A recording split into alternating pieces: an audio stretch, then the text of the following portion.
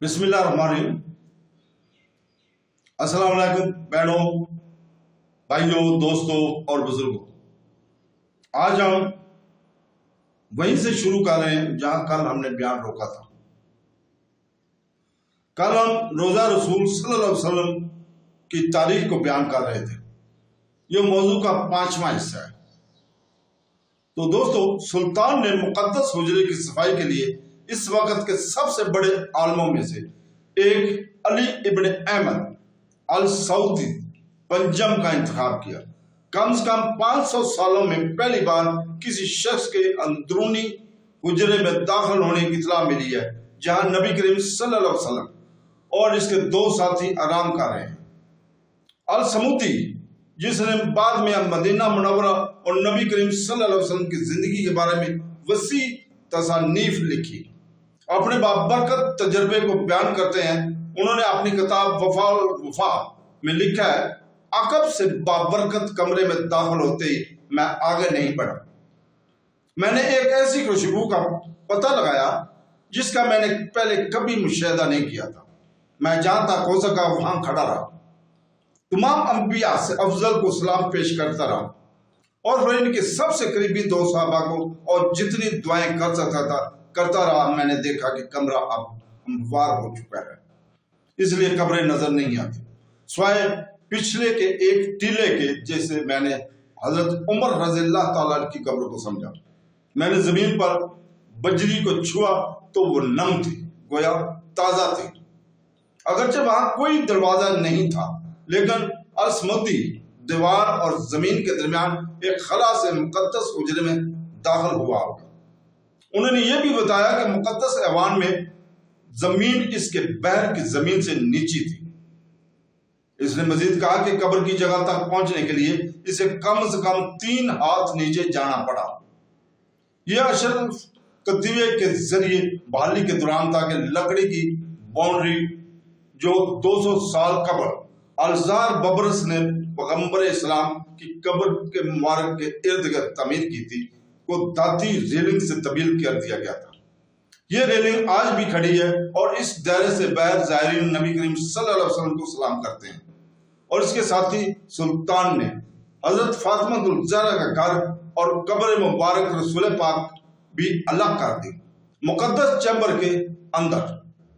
इसने अल मंसूर कालून के बनाए हुए मुकद्दस हुजरे के ऊपर लग्जरी के गुंबद को भी दोबारा तमीर किया।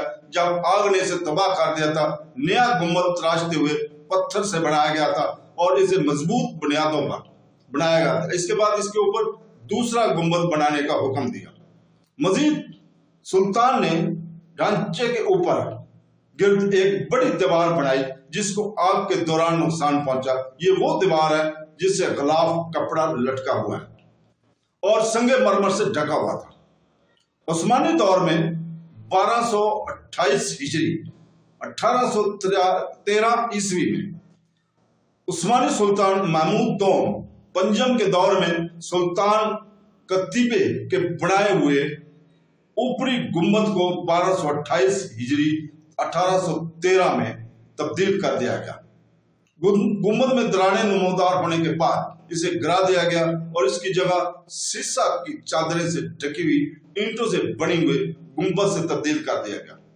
इस गुम्बद को 2 दहाइयों बाद इनके जानशीन सुल्तान अब्दुल हमीद अव्वल ने सब्ज रंग दिया था और अब इसे आमतौर पर सब्ज गुम्बद कहा जाता है। नबी करीम सल्लल्लाहु अलैहि वसल्लम की दीवारें कब्र मुबारक भी टाइलों से ढकी हुई थी। जब मुकद्दस चैम्बर में काम किया जाता था तो इसे मलबे और धूल से बचाने के लिए हर जरूरी एहतियात बरती जाती थी। चैम्बर में सुल्तनत उस्मानिया के 31वें सुल्तान अब्दुल हमीद के दौर में मुकद्दस हुजरे को नबी करीम सल्लल्लाहु अलैहि वसल्लम की शान में इशार से मज़ीन किया गया था। इनमें से एक शेर काब बिन जुबैर का था जो रसूल पाक सल्लल्लाहु अलैहि वसल्लम के एक सहाबी थे, जो 57 आयत पर मुश्तमिल है। दूसरी नज़म मशहूर कसीदा बरदा पूनम ऑफ दी मेंट थी, जिसे अजीम इमाम अल बसरी ने तरतीब दिया और 164 आयात पर मुश्तमिल है।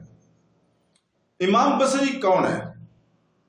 इमाम बसरी ابو العباس ارسی کے روحانی شاگرد تھے، جو اپنے زمانے کا عظیم علماء اور روحانی استادوں میں سے ایک تھے۔ امام علیہ السلام کی زندگی میں آپ کا آدھا جسم فالج کا شکار ہو گیا تھا، اور اس لیے انہوں نے رسول پاک صلی اللہ علیہ وسلم کی شفاعت کے ذریعے اللہ تعالیٰ سے شفاعت طلب کرنے کے لیے ایک نظم لکھنے کا فیصلہ کیا۔ جس وقت وہ نظم لکھ رہے تھے، امام بصری نے خواب میں دیکھا کہ حضور پاک صلی اللہ علیہ وسلم ان کے پاس آئے اور اسے شعر پڑھتے سنا۔ یہ نظم سن کر حضور پر نور صلی اللہ علیہ وسلم نے فرمایا، اس قدر خوشی ہوئے کہ امام کے گرد چادر لپیٹ دی، اور جب بیدار ہوئے تو فالج سے بالکل ٹھیک ہو چکے تھے۔ اس لیے اس نظم کو اعزازی لقب بردہ یعنی کہ چادر دیا گیا۔ عثمانیہ کے پورے دور حکومت میں مقدس حجرے کے ساتھ ساتھ مسجد نبوی کی مجموعی طور پر دیکھ بھال کی گئی اور اسے انتہائی احترام دیا گیا۔ پیغمبر اسلام صلی اللہ علیہ وسلم 14 دن تک بیماری میں مبتلا رہنے کے بعد 63 سال کی عمر میں اس دنیا سے رخصت کر گئے۔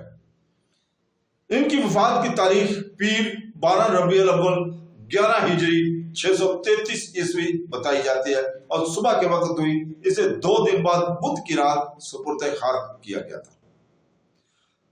جب وہ موت کے قریب پہنچتے تو پانی کے پیالے میں آپ ہاتھ ڈبوتے اور پانی کو اپنے چہرے پر پوچھتے ہوئے یہ دعا کرتے کہ اے اللہ، مجھے موت کی تکلیفوں پر قابو پانے میں مدد کر۔ اپنے چہرے کو بھی کمبل سے ڈھانپ لیتے۔ ان کی پیاری بیوی حضرت عائشہ رضی اللہ تعالیٰ نے آخری سانس لیتے ہوئے انہیں اپنی گود میں تھام لیا۔ جیسے ہی انہوں نے اپنے آخری الفاظ کہے، کھلی آنکھوں سے آسمان کی طرف کودتے ہوئے ان کا سر نیچے گرا اور ان کی روح پرواز کر گئی۔ تو دوستو، غم سے نڈال ہو کر انہوں نے آہستگی سے اپنا سر مبارک تکیے پر رکھا اور گھر کی ان عورتوں کے ساتھ رونے لگے، جنہیں ابھی خبر ملی تھی۔ عائشہ جسے اپنے شوہر کے ساتھ اپنے آخری لمحات بیان کرتی ہے، جب نبی کریم صلی اللہ علیہ وسلم تندرست تھے، کہتے تھے کہ کسی نبی کی روح قبض نہیں ہوتی جب تک اسے جنت میں اس کا مقام نہ دکھا دیا جائے، اور پھر اس کو اختیار دیا جائے۔ جب ان کا سر میری ران پر تھا تو وہ بے ہوش ہو گئے۔